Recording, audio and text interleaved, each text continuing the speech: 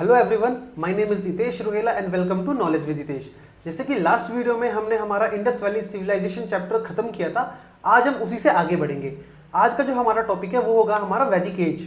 ठीक है, अब देखो जो वैदिक एज है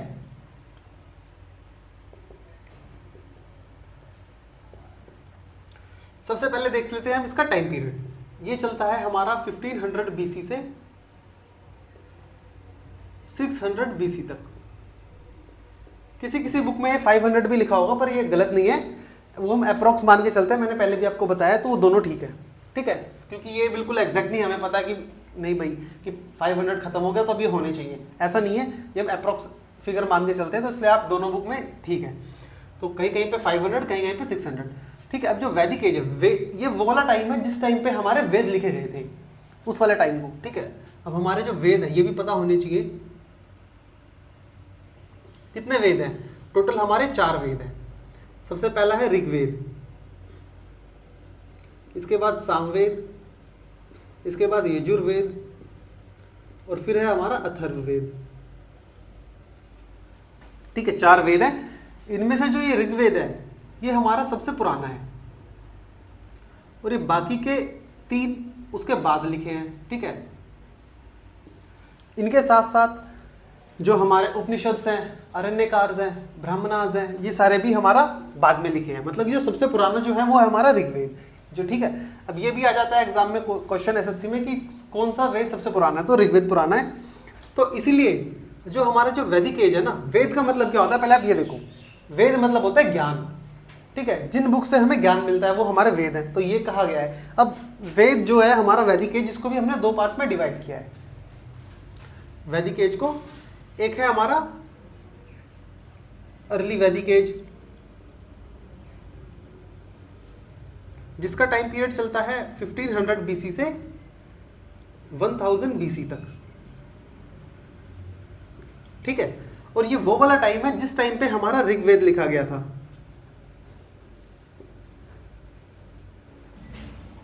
ठीक है, ऋग्वेद लिखा गया था। और इसके बाद जो दूसरा पार्ट है उसको कहते हैं हम लेटर वैदिक एज। इसका टाइम पीरियड चलता है 1000 बीसी से 600 बीसी तक। और इस टाइम पे मैंने जैसे आपको बताया कि ये सारे सामवेद, यजुर्वेद, इसके बाद अथर्ववेद, इसके साथ आपके उपनिषद और ब्राह्मणास और एक्सेट्रा, जो भी हमारी हिंदू की जो हमारी जो बुक्स वगैरह हैं, रिलीजियस बुक्स, वो सारी इसमें लिखी गई थी। ठीक है, इस वाले लेटर वैदिक एज के अंदर। और जो ऋग्वेद है वो हमारा अर्ली वैदिक एज के अंदर लिखा गया था। तो इसलिए आज की जो हमारी वीडियो होने वाली है वो सारा फोकस हम अर्ली वैदिक एज के ऊपर देंगे। ठीक है, जिसके बाद भी जो मैं नेक्स्ट वीडियो बनाऊंगा उसमें हम पढ़ेंगे लेटर वैदिक एज। उसके अंदर हम ये सारा चीज़ें कवर करेंगे। तो वैदिक एज की भी हमारी 2 वीडियो बनेंगी, एक आज जो भी है और ये हम आज पढ़ेंगे अर्ली वैदिक एज, और इसके बाद वाली जो वीडियो है वो होगी हमारी लेटर वैदिक एज। और जो मैं बोर्ड पे लिख रहा हूँ ना, वो साथ साथ आप अपनी नोट्स में भी नोट्स बनाते रहो, ताकि आपको नोट्स बनाने में भी काफ़ी ईजी रहे और प्रॉब्लम ना आए। ठीक है, तो आज सबसे पहले हम बात करेंगे अर्ली वैदिक एज के बारे में। तो देखो, अब जो अर्ली वैदिक एज जो स्टार्ट होता है ना, ये स्टार्ट ही होता है आर्यंस के अराइवल के साथ, ये वाला पीरियड। Arrivals of Aryans.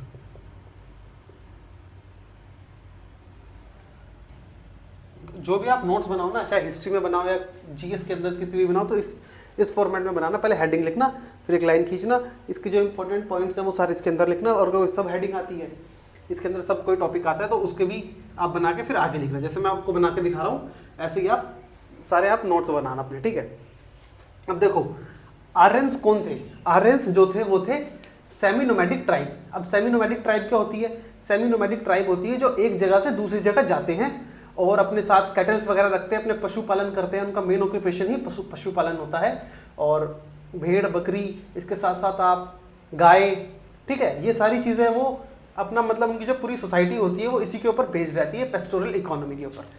तो सबसे पहले तो यही आ गया हमारा आर्यंस के बारे में। आर्यंस कौन थे? आर्यंस थे सेमी नोमैडिक ट्राइब। ठीक है, और इनकी जो इकोनॉमी थी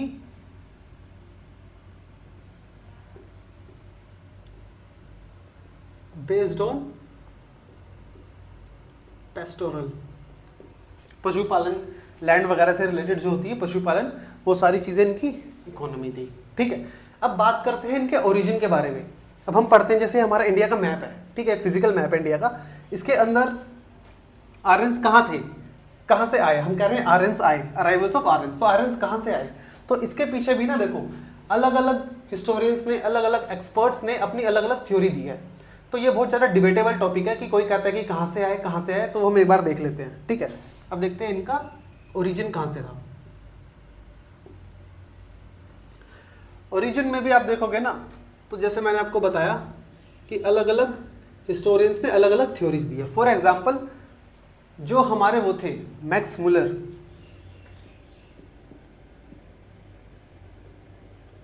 इन्होंने कहा, मैक्स मुलर थे, इन्होंने कहा जो आर्यंस थे वो हमारे सेंट्रल एशिया से आए थे। अब सेंट्रल एशिया है आपका ये वाला, ऊपर आ जाता है इंडिया के ऊपर, इंडिया जो है हमारा साउथ एशिया के अंदर आता है कंट्री, इसका जो ऊपर वाला एरिया है वो एशिया का, वहां से आए थे। मैक्स मुलर ने कहा सेंट्रल एशिया। ठीक है भाई, अब आते हैं हमारे बाल गंगाधर तिलक जी।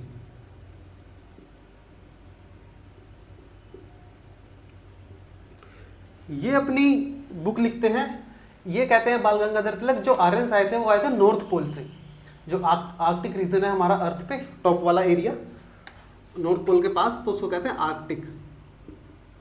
Arctic region. ठीक है, अब बाल गंगाधर तिलक, इसके बाद आते हैं दयानंद सरस्वती जी।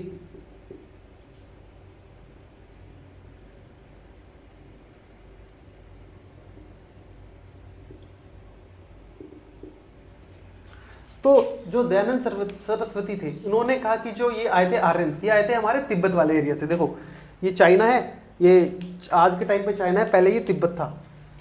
ये जो पूरा एरिया है ना ये वाला, पहले के टाइम पे चाइना से हमारा बॉर्डर नहीं मिलता था, तिब्बत से मिलता था, तो चाइना ने इसको एक्वायर कर लिया, इसलिए वो चाइना लिखता है। तो ये तिब्बत है, इनका कहना था कि आए थे तिब्बत से।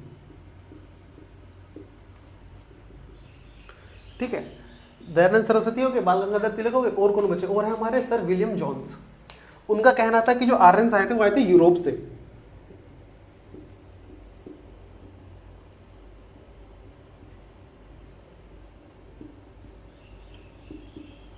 ठीक है, इसके बाद ये जो मैं लिख रहा हूँ ना, ये नाम्स वगैरह लिख रहा हूँ, ये एसएससी में डायरेक्ट क्वेश्चन आते हैं कि इनके थ्योरी के अकॉर्डिंग मैक्स मुलर की, तो आर्यंस कहाँ से आए थे, तो सेंटर आपको सारे ऑप्शन में दिख जाएंगे, फिर आप कंफ्यूज हो जाओगे। तो इसलिए याद रखना कि मैक्स मुलर ने सेंट्रल एशिया, बाल गंगाधर तिलक ने आर्कटिक रीजन, दयानंद सरस्वती ने तिब्बत, और सर विलियम जोन्स ने यूरोप कहा था। अब बचते हैं हमारे डॉक्टर संपूर्ण आनंद। उन्होंने कहा था कि ये जो आर्यंस आए थे, ये आए थे हमारे सप्त सिंधु वाले रीजन से। ठीक है,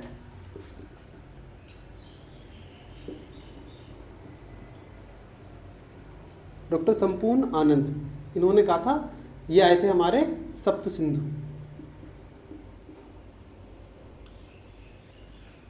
ठीक है, अभी हम देखेंगे कि सप्त सिंधु रीजन क्या है, क्या नहीं है। ये सारी जो इन्होंने, ये जितनी भी है ना, ये सारी थ्योरीज है। ठीक है, सबने अपने अपने तरीके से, एक्सपर्ट्स हैं, अब सबने अपनी अपनी हिस्ट्री की बुक पढ़ी, या उन्होंने सोचा, एक्सपर्ट्स हैं ये सारे, तो इन्होंने बताया कि यहाँ से आए थे। लेकिन अब ये बहुत ज़्यादा डिबेटेबल टॉपिक है।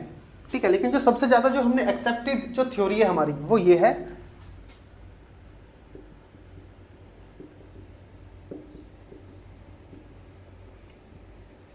कि जो आर्यंस थे ना, वो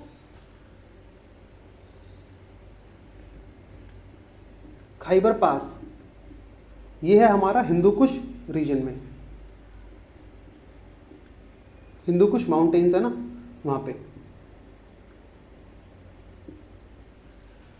ठीक है, खाइबर पास जो ये हमारा दिख रहा है आपको, एक इंडिया, इधर ही ऊपर अफगानिस्तान है, तो अफगानिस्तान और इंडिया की जो बॉर्डर है ना, इस साइड पे एक माउंटेन्स है, माउंटेन की रेंज है हिंदू कुश, तो उस तरफ से इन्होंने एंट्री की थी आर्यंस ने। ये हमने सबने एक्सेप्ट किया है, ये मतलब ये प्रूव्ड है। और इसके साथ एक चीज और है कि ये एक इमिग्रेंट्स की तरह इंडिया में आए थे। अब एक होता है इमिग्रेंट्स, एक होता है एमिग्रेंट्स, वो ई से स्टार्ट होता है, ये आई से स्टार्ट है। इमिग्रेंट्स होता है जब कोई दूसरे देश से या दूसरी जगह से हमारे पास आता है और वहीं पे एक परमानेंट सेटलमेंट के लिए आता है, तो उसको कहते हैं इमिग्रेंट। जैसे आए, ठीक है, सबने अपनी अपनी थ्योरी दी कहाँ से आए। अब एक होता है एमिग्रेंट, जब हमारी कंट्री का हमारी जगह का कोई पर्सन कोई दूसरी जगह पे जाता है, वहाँ पे परमानेंटली सेटल्ड हो जाता है, उसको कहते हैं एमिग्रेंट। ठीक है, ये बहुत बार इंग्लिश में भी आ जाते हैं वर्ड्स, कंफ्यूज मत होना इनमें। ठीक है, ये हमने देखा। अब इसके बाद ये हो गया हमारा। अब इसके बाद देखो, अभी जो आए थे इस तरफ से, अब ये आके कहाँ पे रहने लगे। जो हमारा जो ये इंडिया है, ये हमारा नॉर्थ पार्ट है, इंडिया का नॉर्दर्न पार्ट, ये है हमारा वेस्टर्न पार्ट। तो जो नॉर्थ और वेस्ट के बीच वाला जो पार्ट है ना, ये पाकिस्तान जहाँ से हमारा बॉर्डर एक तरह से मैच करता है, इसको कहते हैं हम वेस्टर्न फ्रंट, वेस्टर्न फ्रंटियर। ठीक है, अलग अलग नाम से जानते हैं। तो अब आगे भी हम वीडियो पढ़ेंगे ना, वीडियोस देखेंगे, बात करेंगे, पढ़ेंगे, तो उसके अंदर मैं बोलूँगा आपको वेस्टर्न फ्रंट। तो आप याद रखना कि जो ये वाला जो पार्ट है, मैं इसकी बात कर रहा हूँ, क्योंकि आगे जाके जो भी इन्वेड करता है इंडिया के ऊपर, कोई भी अटैक करता है, तो सारे हमारे इस तरफ से ही आते हैं, क्योंकि ऊपर तो माउंटेन्स हैं, ऊपर से तो आएंगे नहीं, तो इस तरफ से ही तो आएंगे, पाकिस्तान वाले एरिया से, अफगानिस्तान के नीचे से, इस तरफ से। तो इसको कहते हैं वेस्टर्न फ्रंट इंडिया का, इंडियन सब कॉन्टिनेंट का। ठीक है, तो अब ये आके कहाँ पे रहने लगे आर्यंस। तो ये देखो,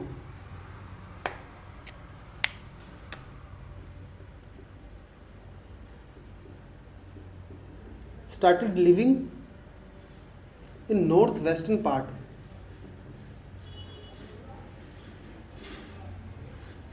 of India, Indian subcontinent। ठीक है, इंडिया का इंडियन सबकॉन्टिनेंट है पूरा, इसका जो नॉर्थ वेस्टर्न पार्ट ये वाला है, इसको हम कहते हैं सप्त सिंधु रीजन भी कहते हैं। जैसे कि आज के टाइम में यहाँ पे आप देखोगे पाकिस्तान, वो पंजाब है ना, इस वाले पार्ट में पंजाब।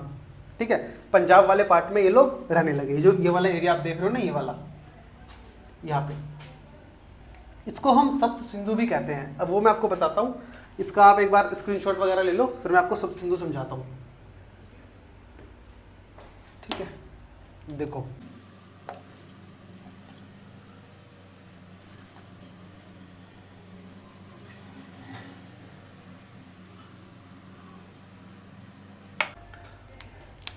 अब देखो सप्त सिंधु क्या होता है।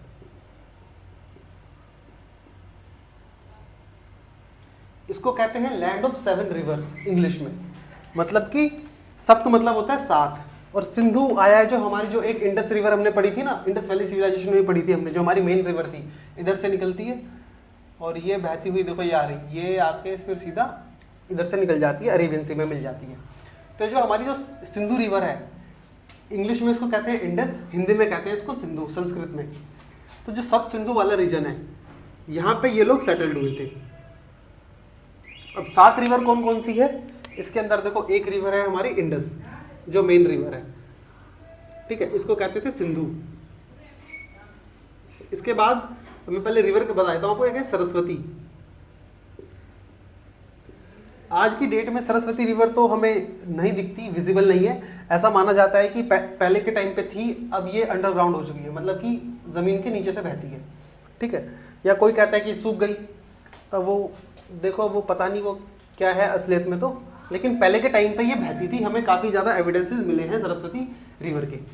इसके बाद आती है हमारी झेलम, फिर आती है ब्यास, फिर आती है रावी, फिर आती है हमारी सतलुज। ठीक है, 1 2 3 4 5 6, एक कौन सी रह गई, चेनाब। देखो इंडस का जो पुराना नाम है वो तो सिंधु ही है। ठीक है, इंडस का पुराना नाम सिंधु है, सरस्वती का भी पुराना नाम सरस्वती ही है। अब बात करते हैं हम झेलम की। झेलम का जो पुराना नाम है वो है वितास्ता, वितास्ता। अब ब्यास का जो पुराना नाम है वो है विपास। रावी का है पुरुषनी, पुरुषनी। सतलज का है सुतुदड़ी, सुतुदड़ी, सुतुदड़ी। ठीक है, अब बची चनाब। चनाब का है असीकनी, असीकनी। ठीक है, ये वाले जो नाम है ना, ये भी आप याद रखना, ये वाले नाम भी बहुत ज़्यादा इंपॉर्टेंट है, ये वाले नाम भी आ जाते हैं एग्जाम में। एग्जाम पॉइंट ऑफ व्यू से बहुत इंपॉर्टेंट है। डायरेक्ट क्वेश्चन आ जाता है कि चेनाब का संस्कृत में क्या नाम है, या पुराने इसको इंडस वैली सिविलाइजेशन, सॉरी कह रहा हूँ, वैदिक एज में इसको किस नाम से जाना जाता था। सतलज, रावी, ब्यास, झेलम, सरस्वती और इंडस, ये 7 हमारी जो सप्त सिंधु रिवर हैं, ये वाली देखो पंजाब के में ही तो बहती थी ये सारी। आज जो उस टाइम पे जो हम पंजाब का नाम लेते हैं उसमें सिर्फ हम इंडिया वाला पार्ट देखते हैं आज, लेकिन इंडिया वाला नहीं, आधा पंजाब पाकिस्तान के पास भी है, ठीक है। तो उस वाले पूरे पार्ट में इसलिए उसका नाम पंजाब है। 5 रिवर बहती है वहाँ से। 5 रिवर तो ये हो गई, ये, और इसकी देखो ये मेन रिवर है इंडस, और ये है 5 इसकी ट्रिब्यूटरीज, और इस एक प्लस कर दो सरस्वती आ जाती है इसके अंदर, ठीक है। तो ये है हमारा सप्त सिंधु रीजन। अब हम आगे बात करते हैं, आगे हम ऋग्वेद के बारे में पढ़ लेते हैं, क्योंकि ऋग्वेद से भी ना बहुत सी बार क्वेश्चंस आ जाते हैं।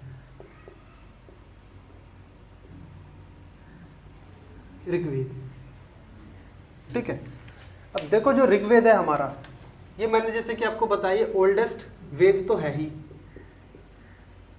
ठीक है। ये भी क्वेश्चन आता है कि ओल्डेस्ट वेद कौन सा है, तो ऋग्वेद। इसके साथ साथ ये हमारा वर्ल्ड का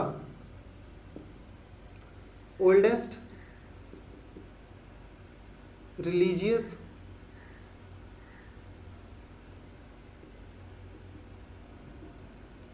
रिटन टेक्स्ट भी है।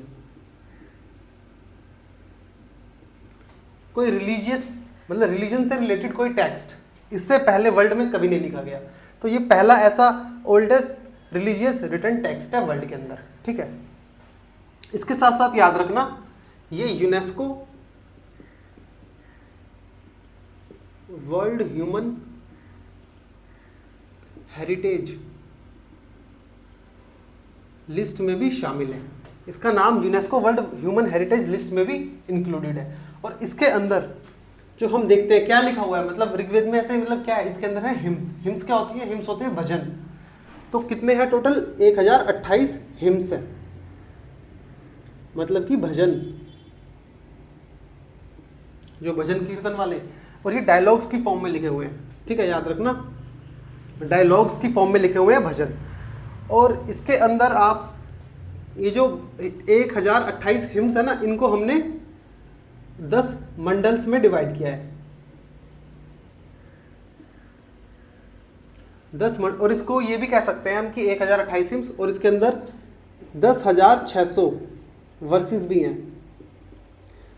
दोनों तरीके से क्वेश्चन आते हैं, हिम्स पूछ लेगा तो 1028, वर्सेस पूछ लेगा तो 10,600, ठीक है। और 10 मंडल्स में डिवाइड किया है पूरा ऋग्वेद को। इसके अंदर 2 से लेके 7 जो मंडल हैं हमारे वो अर्लीस्ट हैं। अर्लीस्ट का मतलब सबसे पुराने हैं, और बाकी के 1, 9 बाद में ऐड हुए हैं, 10 भी।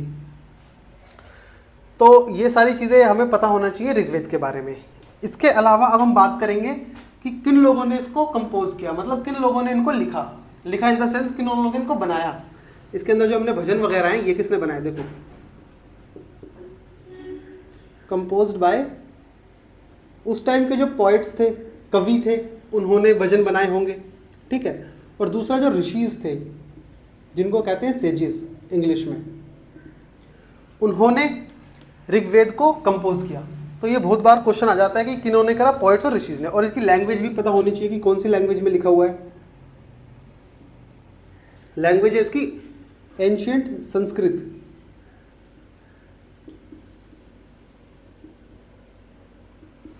ठीक है। एक बार क्वेश्चन आया था ऋग्वेद से ही कि जो हमारा जो गायत्री मंत्र है वो भी हमने ऋग्वेद से लिया है। जैसे कि देखो गायत्री मंत्र,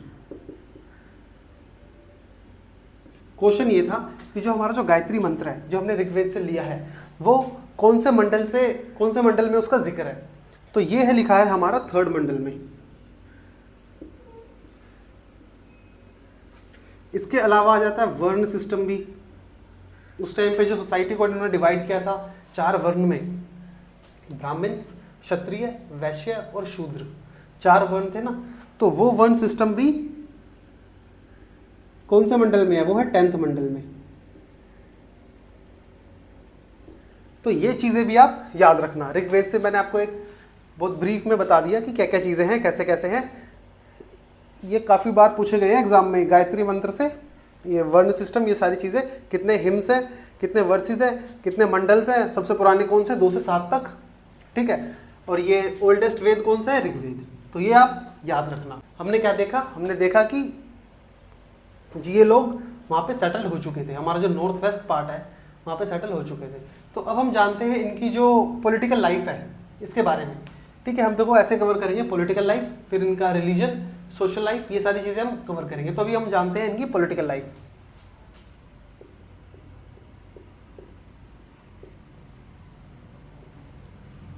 देखो पॉलिटिकल लाइफ में हमें ना ऋग्वेद में एक टर्म मिली है बहुत ज़्यादा, वो है जन।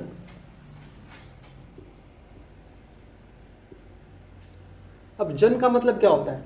जन का मतलब होता है ट्राइब, मतलब कि वहां की जो ट्राइब थी, जो लोग थे, उनको कहते हैं जन। और इसका जो हेड था वो था राजन। इसको राजा भी कहते हैं, राजन या राजा। इसको गोप कहते थे, इसको गोपति कहते थे, ठीक है। ये जो राजा है ये ऐसा राजा नहीं जैसा आप सोच रहे हो कि राजा है तो इसको महल में रहेगा और जब चलेगा तो 3 सैनिक इधर 3 सैनिक इधर, नहीं, ऐसा राजा नहीं था। उस टाइम पे ऐसा कुछ भी नहीं था, महल वगैरह। ये जो आप देखोगे जो ट्राइब्स कबीले होते हैं ना, कबीलों वाला जो राजा था, उनका जो सरदार है एक तरह से हेड, वो है राजा, ठीक है। अब इसकी भी जो राजा था इसकी भी रिस्पॉन्सिबिलिटी होती थी। तो देखो उसकी क्या रिस्पॉन्सिबिलिटी थी।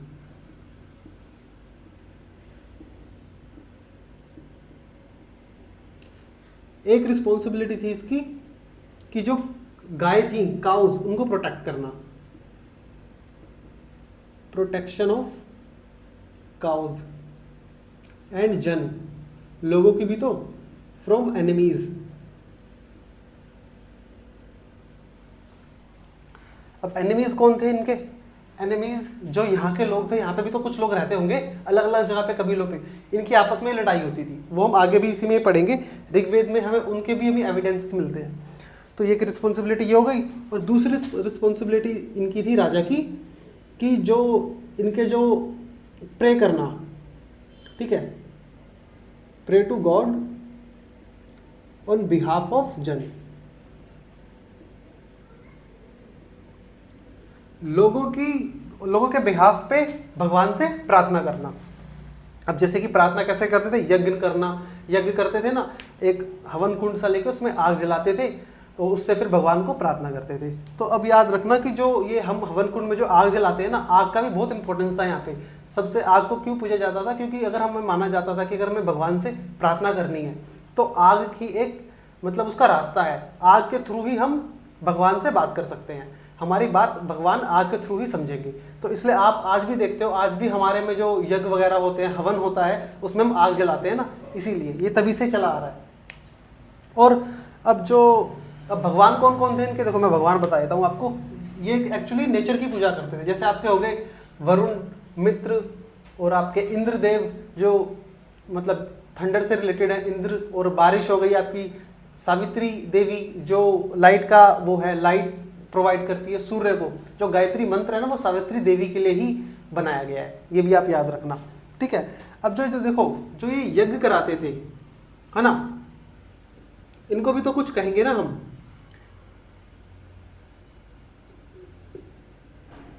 पीपल कंडक्टेड, इनको रिचुअल्स भी कहते हैं, या फिर इनको आप सेक्रीफाइस भी कहते हैं। आप अगर आप एनसीईआरटी पढ़ोगे उसके अंदर आपको वर्ड दिखेगा सेक्रीफाइस। सेक्रीफाइस का मतलब होता है, ये इसी की बात कर रहा है, ये जो यज्ञ वगैरह करना, ठीक है। और ये कौन कराते थे? इनको कहते थे हम पुरोहित। पुरोहित कौन थे? पुरोहित उनको कहा गया, आज के टाइम पे जो इसको हम पंडित कहते हैं ना, उस टाइम पे वैसे ही थे, ठीक है, पुरोहित। अब ये बदले में यज्ञ कर रहे हैं राजा के लिए, लेकिन बदले में क्या लेंगे? बदले में इनको मिलती थी दान या फिर दक्षिणा, ठीक है। और दक्षिणा में मेनली इनको गाय मिलती थी, काउज। काउज क्यों? यहां पे आप देखोगे ना, इसी टाइम से ही चला आ रहा है कि आज भी हम मानते हैं ना कि गाय को माता भगवान के उससे मानते हैं, कि माता के उससे मानते हैं, तो तभी से चला आ रहा है। जो गाय थी हमारी, काउज, इनकी इंपॉर्टेंस बहुत ज्यादा थी इस टाइम पे। इतनी लैंड की नहीं थी, इतनी किसी भी चीज की नहीं थी, इतनी गाय की थी। जिसके पास जितनी ज्यादा गाय होगी वही उतना ज़्यादा अमीर होगा, वही उतना ज़्यादा पावरफुल होगा। इसलिए जो भी लड़ाई होती थी ना, यहाँ पे मैंने बताया एनिमीज़ की ज़्यादातर लड़ाई होती थी गाय के लिए। इसलिए देखो मैंने लिखा है प्रोटेक्शन ऑफ काउस, गाय की रक्षा करना। तो ज़्यादातर जो लड़ाई होती थी, युद्ध होते थे, वो ज़्यादातर काउस के लिए होते थे, रिसोर्सेज के लिए होते थे। जितनी ज़्यादा गाय उतना ज़्यादा दूध, उतना ज़्यादा मक्खन, उतनी ज़्यादा घी, ये सारी चीज़ें। ठीक है, इसके अलावा अब जो हम देखेंगे वो देखेंगे हम ये जो राजा की बात करी मैंने, इसकी पोजीशन। ठीक है, पोजीशन ऑफ किंग। अब देखो ये जो राजा है, अब पता कैसे लगेगा कि कौन राजा बनेगा, कौन कैसे? तो इसके भी हमें दो एविडेंस मिलते हैं। कहीं कहीं पे हमें मिलता है कि ये हेरिडेटरी पोस्ट होती थी। हेरिडेटरी का मतलब अगर किसी के फादर राजा है तो उनका बेटा भी राजा बनेगा। ठीक है, और कहीं कहीं पे हमें ये इलेक्शंस के भी हमें एविडेंस मिले हैं। मतलब कि इलेक्शन कौन कराता था? सभाज एंड समिति। अब सभा समिति क्या है? देखो, सभा होती है जो इलाइट लोग हैं, इलाइट पीपल का ग्रुप ऑफ इलाइट पीपल। ठीक है, मतलब कि जो इंपॉर्टेंट लोग हैं, इलाइट मतलब होता है इंपॉर्टेंट, रिच, जो इंपॉर्टेंट लोग हैं वहाँ के मेन लोग हैं, उनके ग्रुप को सभा कहते हैं। तो उनके द्वारा भी इलेक्शंस होते थे। और समिति होता है आपका असेंबली ऑफ जन मतलब हमने पढ़ा ना भी, जन मतलब ट्राइब में भी इनके इलेक्शन असेंबली होती थी। तो वो भी इनको इलेक्शन कराती थी कि राजा के लिए, कि मानते थे कि सारे आपस में बैठ के कि हाँ देखो ये हमारा राजा बनेगा, इस टाइप से। और कहीं कहीं पे हमें इनकी हेरिडेटरी जो पोस्ट है ये भी देखने को मिलती है। अब इसके बाद हम बात करते हैं, देखो कुछ इंपॉर्टेंट टर्म्स भी हमें ऋग्वेद में मिली है। फॉर एग्जाम्पल हमें मिला है एक, देखो अब जो आर्मी होती थी इनकी, आर्मी ऐसा नहीं कि आर्मी रखते थे, आर्मी का मतलब ये एक आर्मी कुछ नहीं होती थी, एक पर्सन होता था जिसका नाम था सेनानी। ये होता था आर्मी चीफ। ये पर्सन होता था सेनानी, इसका नाम होता आर्मी चीफ। अब ये क्या करता था, ये बाकी अगर युद्ध होने वाला है तो राजा इसको बोलेगा कि भाई लोग इकट्ठे कर। अब ये जाके कबीलों में लोगों को इकट्ठे करेगा और जाके फिर ये आर्मी बना के उनसे युद्ध करेंगे। ऐसे होती थी लड़ाई। इस टाइम पे भाले यूज होते थे, हेलमेट्स यूज होते थे, जो आप देखते हो ना पुराने टाइम पे, तीर कमान, ये सारे भाले वगैरह, ये सारी चीज़ें यूज होती थी इस टाइम पे। इस टाइम पे हॉर्स भी थे, काउस भी थी, इनसे भी युद्ध होता था। तो ये सारी चीज़ें आप याद रखना, सेनानी। और एक जो टर्म हम जो कॉमन, इसमें को काफ़ी ज़्यादा कॉमन है, वो है व्रजपति। ये होता है आपका टेरिटरी को कंट्रोल करने वाला ऑफिसर।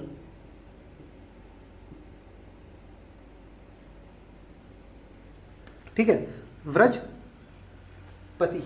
अब इसके अलावा एक ग्रामीणी भी होता है।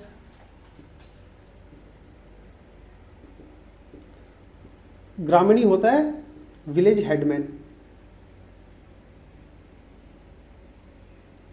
ग्राम मतलब क्या होता है? ग्राम मतलब गांव होता है ना, तो ग्रामीणी जो गांव का जो मुखिया हो गया, हेड हो गया, उसको कहते हैं ग्रामीणी, विलेज हेडमैन।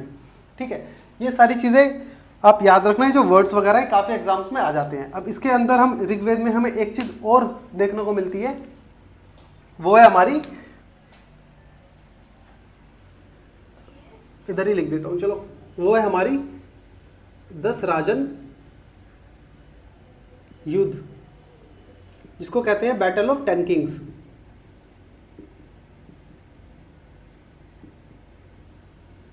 ठीक है, अब ये क्या था? 10 राजन युद्ध या बैटल ऑफ 10 किंग्स। हमें ऋग्वेद में हमें इसके एविडेंस मिलते हैं, लिखा हुआ मिलता है कि 10 राजा थे कबीलों के, इनके आपस में युद्ध हुआ। जैसे कि एक तरफ थे भारतास वर्सेस 10 किंग्स। ठीक है, ये याद रखना। और ये युद्ध कहाँ पे हुआ था? ये युद्ध हुआ था रावी रिवर है ना, रावी रिवर, उसके बैंक पे, रावी रिवर के बैंक पे हुआ था। और इसके अंदर से कौन जीता था? इसके अंदर जीता था भारता। ठीक है, यहीं से ही जो वर्ड आया भारतवर्ष, जो आया ना भारतवर्ष, वो यहीं से ही आया है। तो ये भी आप इंपॉर्टेंट हो जाता है, ये भी आप याद रखना। ठीक है, और ये हमने देखी इनकी पॉलिटिकल लाइफ। चलो अब हम बात करते हैं इनकी सोशल लाइफ के बारे में।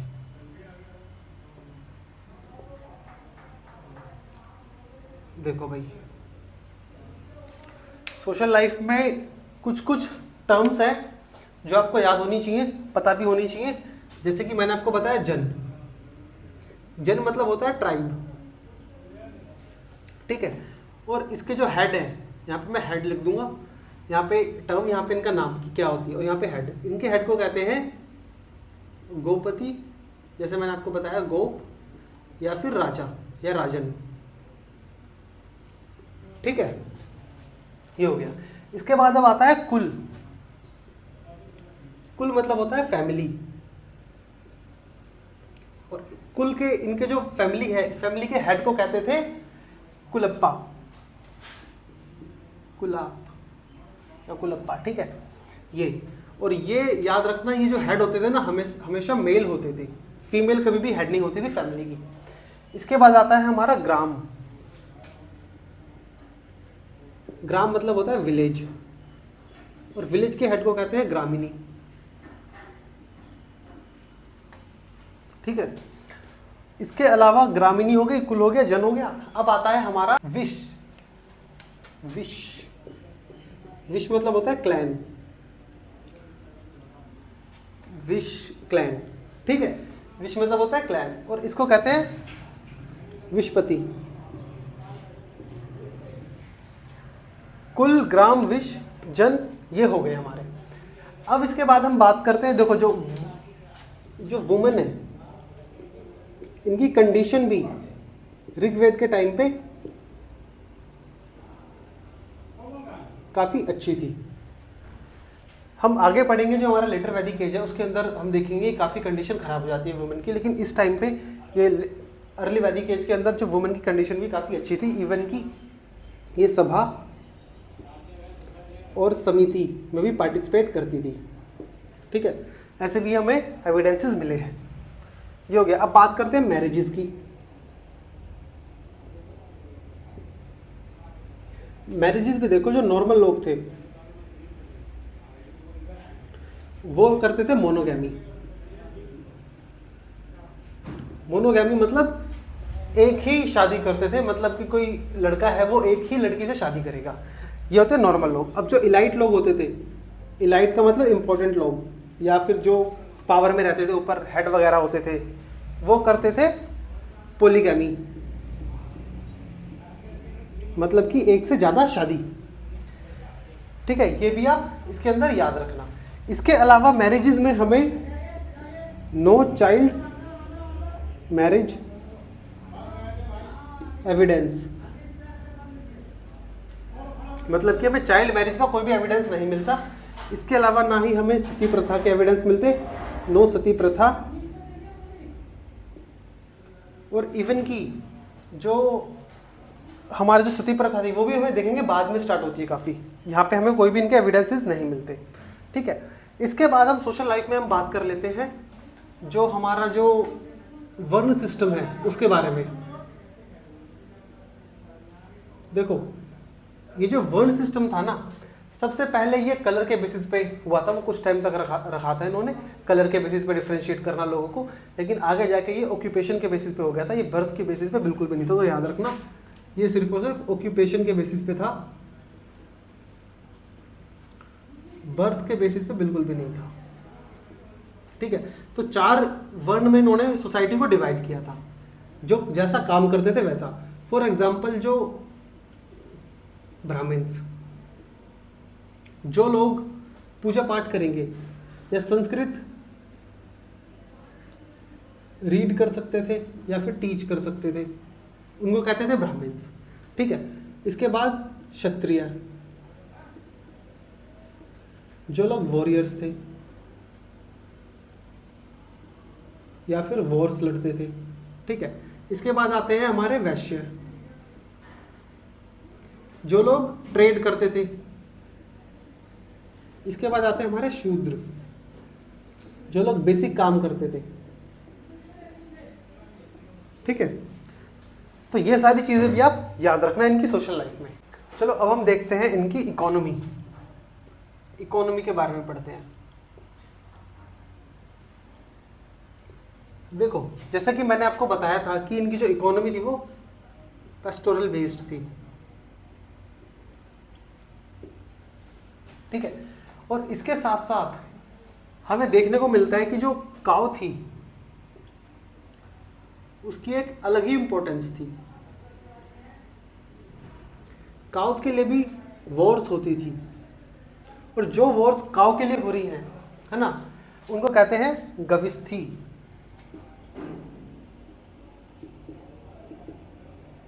ये चीज याद रखना कि जो वॉर्स काउस के लिए हो रही है उनको कहते हैं गविस्थी। इसके अलावा यहाँ पे ट्रेड भी होता था।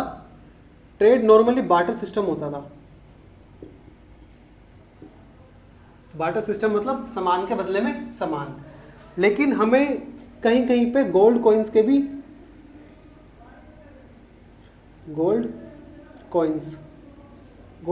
भी एविडेंसेस देखने को मिलते हैं, जिनको हम कहते थे निक्ष।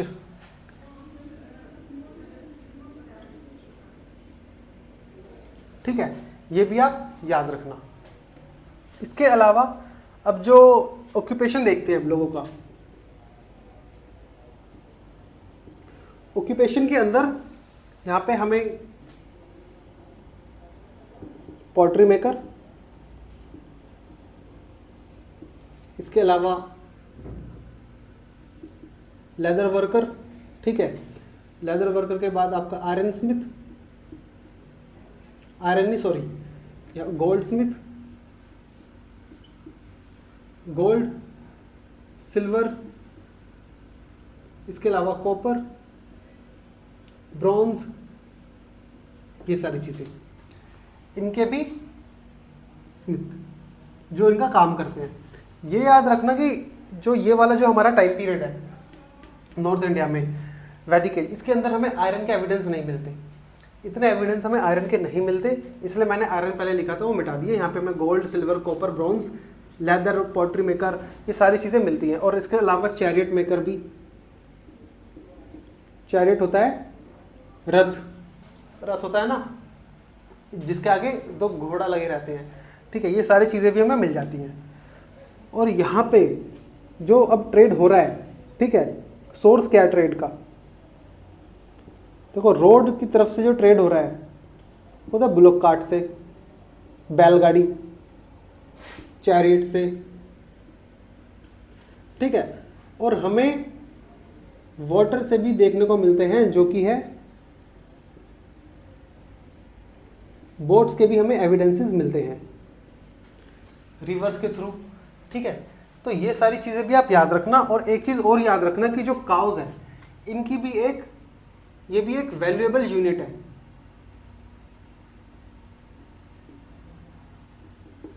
ठीक है, इनकी भी एक अलग इंपॉर्टेंस है। तो ये सारी चीज़ें हम इनकी जो इकोनॉमी थी उसके अंदर ये वाली चीज़ें हमने कवर करी हैं। तो चलो अब बात करते हैं हम इनके रिलीजन के बारे में, इनकी रिलीजियस लाइफ।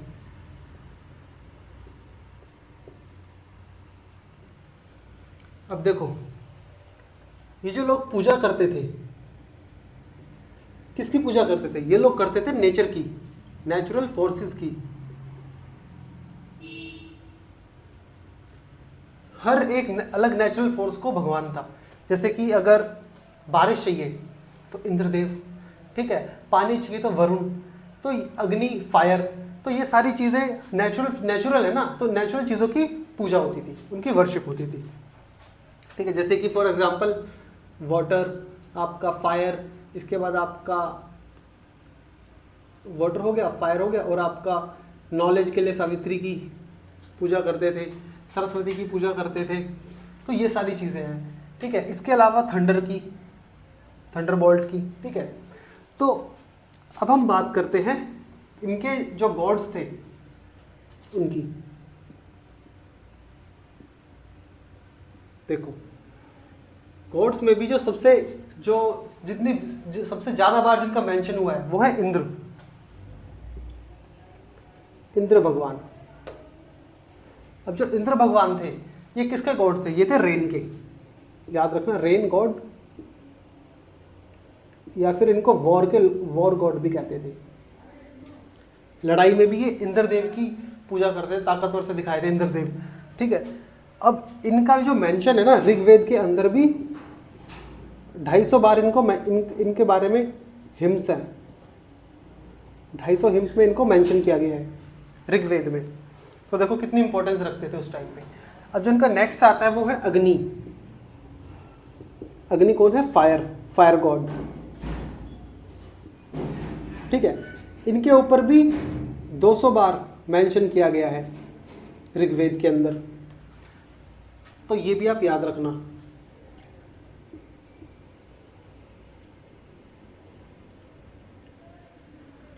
ठीक है, 200 बार मेंशन है अग्नि का भी। अब जो भी देखो, जो भी मैंने आपको बताया कि अगर इनको किसी भी भगवान से प्रार्थना करनी है तो ये क्या करते थे, ये सबसे पहले हवन कुंड के अंदर अग्निदेव की पूजा करते थे, ताकि अग्निदेव ही इनको उन भगवान से कनेक्ट कर पाएगी। एक तरह से बीच का काम कर रही थी अग्निदेव। ऐसा इनका मानना था कि अग्निदेव के थ्रू ही हम भगवान से प्रार्थना कर सकते हैं, हमारी बात जो है वो भगवान तक अग्नि के थ्रू ही मिलेगी, उनको पहुंचेगी। ठीक है, इसके बाद जो नेक्स्ट हमारे जो भगवान आते हैं वो है हमारे वरुण, जो कि वाटर के गॉड थे। ठीक है, इसके बाद आते हैं हमारे सोम गॉड। सोम ये एक प्लांट है। ठीक है, वरुण हो गया, सोम हो गया, और इसके अलावा आते हैं हमारी सावित्री, ये है गॉड ऑफ लाइट, या फिर आप कह सकते हो सोलर, सन से रिलेटेड। ठीक है, जो हमारा जो गायत्री मंत्र है वो इन्हीं के लिए है।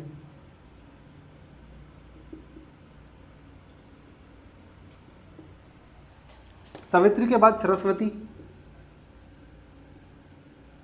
ये हमारी गॉड है नॉलेज की, नॉलेज भी है और रिवर भी है सरस्वती। हमने बताया ना, भी पढ़ा था कि सरस्वती सब सिंधु वाले एरिया में सरस्वती भी थी, है ना। तो ये सारी चीज़ें आपको इसके अंदर याद रखनी है। अब जो सावित्री है इसका भी देखो, ये हमने बताया, इसका भी 300 बार मेंशन है ऋग्वेद में, 300 टाइम्स। ये याद रखना आप।